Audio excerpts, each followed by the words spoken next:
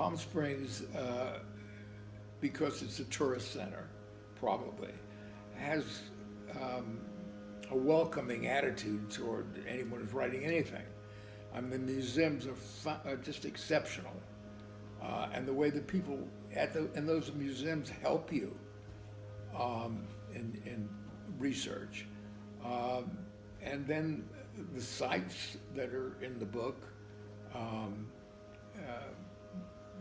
the Indian area, obviously it's not exactly as it was way back then, but all those things are accessible. And people in the libraries in Palm Springs are just very thoughtful and very kind. And I don't tell people I'm writing a book and so forth. I don't say that. I just ask them questions, and they're delighted to tell you the history of Palm Springs. And of course, it's fascinating, the history. And I had been to Palm Springs many times. I had friends there. I spent a lot of time there. Of course, I've been going there for years as a tourist, but the ability to go there and spend time there, everything I learned about the Quila Indians, I got it in Palm Springs, and the ability to go out to the sites of the reservation, where the reservation initially was, actually, I decided to make one of the primary characters in the novel a Quila Indian, because I found it all fascinating. And I think anybody that goes to Palm Springs and wants to really learn about it, there are great museums there. The people in those museums are so anxious to help, and when I went, I didn't say I'm writing a novel. I just started talking about it, and I got tremendous help every place I went. I try to visit the site, or the sites, if I can.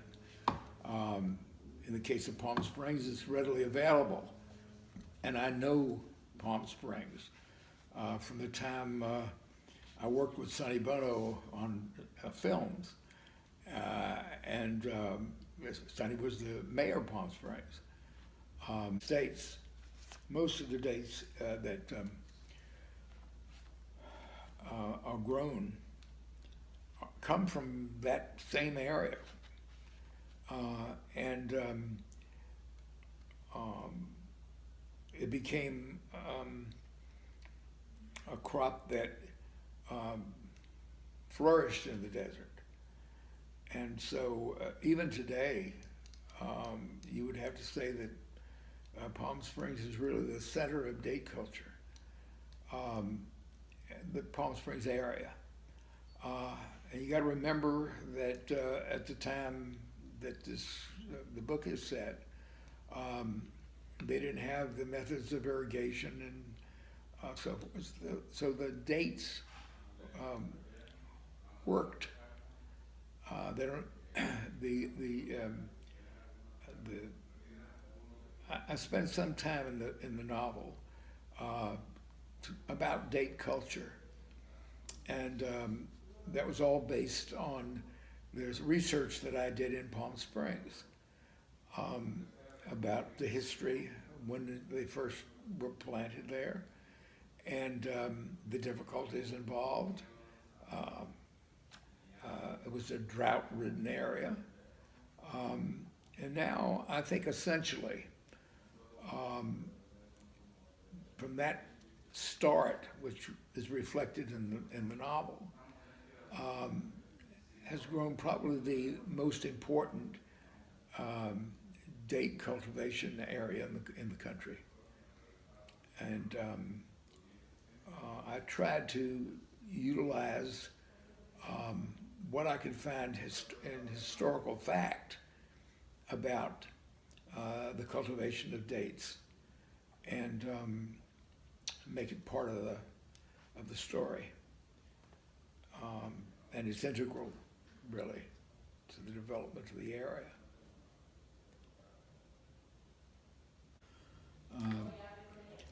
The Jewish community in Palm Springs, I found very little about. But I sat down on a character that was fascinating to me, a Jewish peddler who worked that entire area. And he took his wagon full of household goods and things of that nature. People couldn't go to the department store in those days. There wasn't one. And it was always difficult for them to get supplies. And I found some facts about 2 or 3 different people.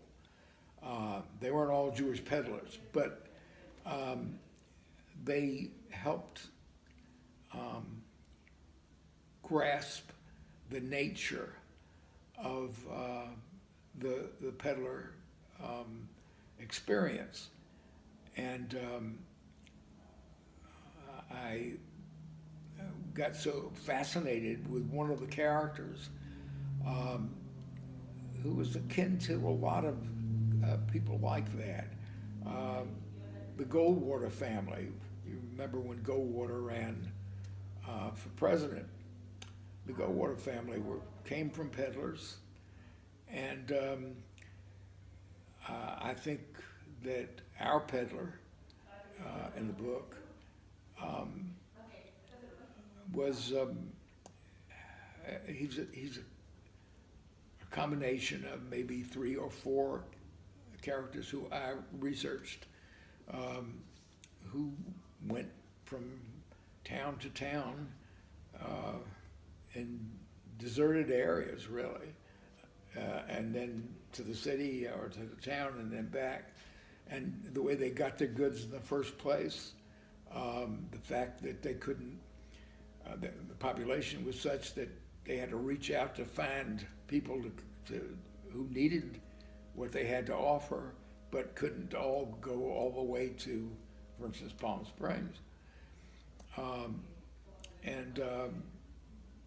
I found a fascinating character in the peddler and his family, and how these people from 2 different worlds, our hero and heroine and the peddler and his family, become close and loving and caring people.